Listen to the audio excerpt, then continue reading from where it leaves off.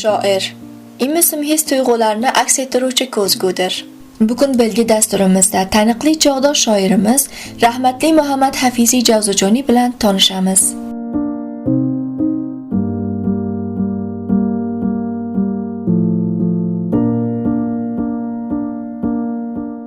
Muhammad Yahyo Hafiziy Javzujoniy Alhoj Abdulhafizboy o'g'li farzandi 1321-quyosh yili 1942 yili Sarpil viloyatining Balochxonasida dunyoga kelgan. Boshlang'ich maktab va lisani Sarpil viloyatining Qozi Siroj lisasida bitirgan. U maktab chog'idan she'r va adabiyotga mehr qo'ygan edi.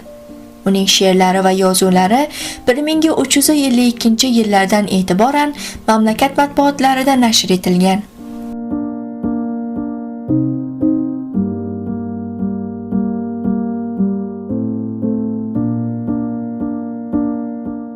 Yahyo Hafiziy 1354-yili muqaddas o'qituvchilik vazifasiga muqarrar bo'ldi. 1359-yilda noxush xavfsizlik sharoitlar tufayli Shibrg'onga ko'chib, u yerda yashay boshlaydi. U yerda o'qituvchilik vazifasini davom ettiradi. Biroq keyinchalik Javzujon viloyatining hokimiyati qaroriga ko'ra, ushbu viloyatning axborot va madaniyat boshqarmasi rahbari etib tayinlanadi.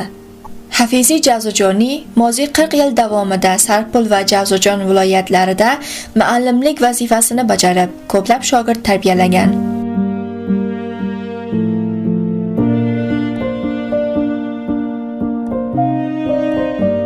Javzujoniy rasmiy lavozim qatorida Amir Alisher Navoiy va Boburshoh madaniy jamg'armasining viloyat kengashi rahbari va Javzujon viloyatining shoirlari va yozuvchilari uyushmasining boshlig'i kabi ko'ngilli faoliyatlarda ko'ringan. Hafiziy Javzujoniy tab'i sarshor va totli so'z shoir va ijodchi edi. Hafiziy o'z asarlarini ikki til, ya'ni o'zbekcha va forscha tillarida yaratgan. Uning o'zbek tilidagi she'rlar to'plami Navoiyga sovg'a. O'zbek adabiyotining otasi bo'lmish Navoiy zamonida hozirgi Afg'oniston xalqining hayotidan bir tasvirdir. Muhabbatnoma devoni katta hujumga ega bo'lgan manzum asar taniqli shoirimizning shohkorlaridan biridir.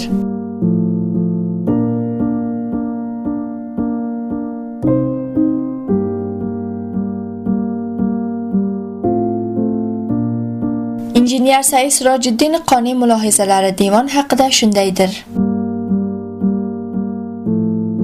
Bu devon nozik xiyol va badiiy shoirimizning 50 yillik hayoti davomidagi adabiy faoliyatini ko'rsatadi. Devondagi manzumlar shoirning hayotidagi bo'lib o'tgan yaxshi-yomon xotiralari, xushlik va xafalik ahvoli, ijtimoadagi nobarobarliklar va tengsizliklar hamda ichki kechinmalarining timsolidir. Bu devonda ijtimoiy, mayhaniy, hamosiy yo ipek va tanz yo aksiya g'azallardan ham namunalar bor. Aksiyalar va tanzlar o'quvchiga ilot ichidagi bor nobarobarliklarni bayon qilishdan tashqari Muqimiy, Furqat, Ubaydzokoniy va Abul Qosim kabilarni eslatadi. Hurmatli Hafiziyning ham o'ziga xos bir uslub va tariqasi bor. Yozgan manzumalari umuman klassik shaklda bo'lib, qadimgi shoirlar va yozuvchilar asarlaridan ilhom olingan. Qo'shimcha to'rtlik, ruboiylar va mustazodlar ham devonning bir qismini tashkil etgan. Shoirimiz bu qolipda ham ayrim mavzular uchun qalam tortib kelgan. Shuningdek, uning she'rlari turli shivalarda, misoli g'azal, masnaviy, ruboiy va turkmaniy, hazoragi lahja va pashtu tillarida dubaytilari nashr bo'lgan.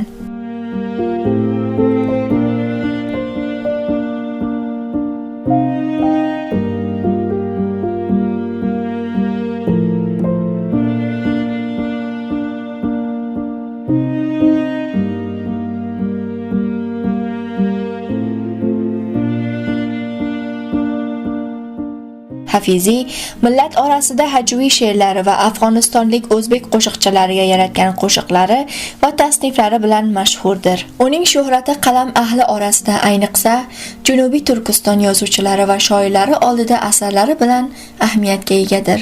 Bundan tashqari Hafiziy farhangiy sohada faoliyat yuritgani uchun ham xalq yuragidan joy olgan. Chunonchi Halim Yorqin janoblari u kishi haqida shunday fikr bildiradi.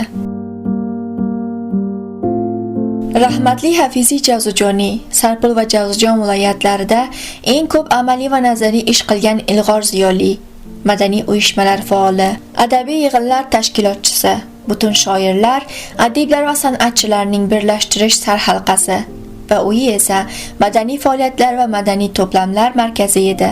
Ustod Hafiziyning ishlari haqida quyidagi eslatmalarga diqqat qilamiz.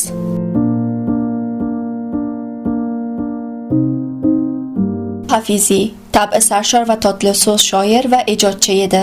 O'zbekcha va forschaga 2 she'r daftari bosilib chiqqan. She'r san'atlari haqida mayda bir risola ta'lif qilib, chop etgan. Ustod Qori Muhammad Azim Azimiy devoni 1-marta 1372-yili Sho'rg'onda uning ehtimomi bilan bosilgan. Javzujon va Sarpul shoirlarining tazkirasi. Hafiziy Javzujoniy yosh shoirlar va iste'dodlarni targ'ib va tashviq qilib, imkoni boricha o'rgatgan. Xushqarihali musannif sifatida ko'pgina tasniflar va taronalar yozgan.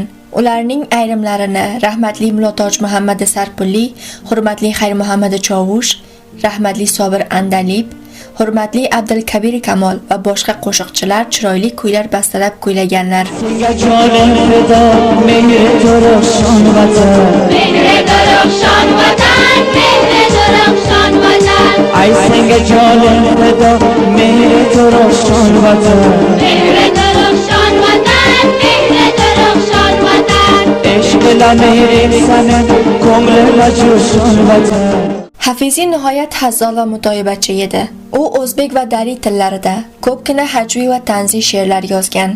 U Kaftar Avliyo, Tog'a Mardon, Mast kelin, Ro'zi Malang kabi undan ortiq musta'orot bilan o'z manzum hajviyalar va mutoyibalarini matbuot va majoziy safalarda tarqatgan.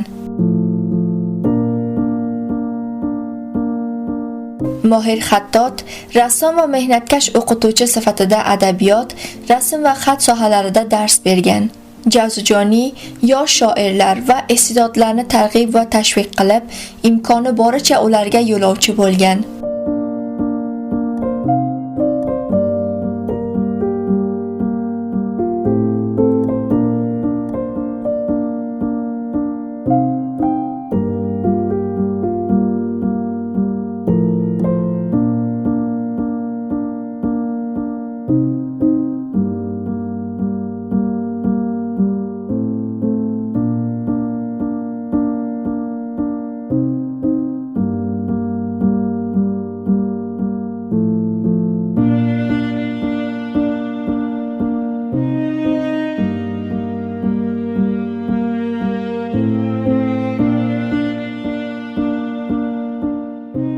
Juda ko'p adabiy va she'riy mushoira yig'inlarini yo'lga qo'yib, hamda matbuotda yig'inlar uyushtirgan.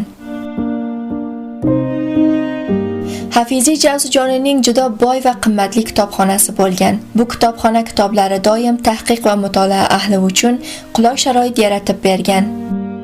Rahmatli Hafiziyning qushxonasi bilim, she'r, adabiyot va san'at ahllarining uchrashuvi markazi bo'lgan.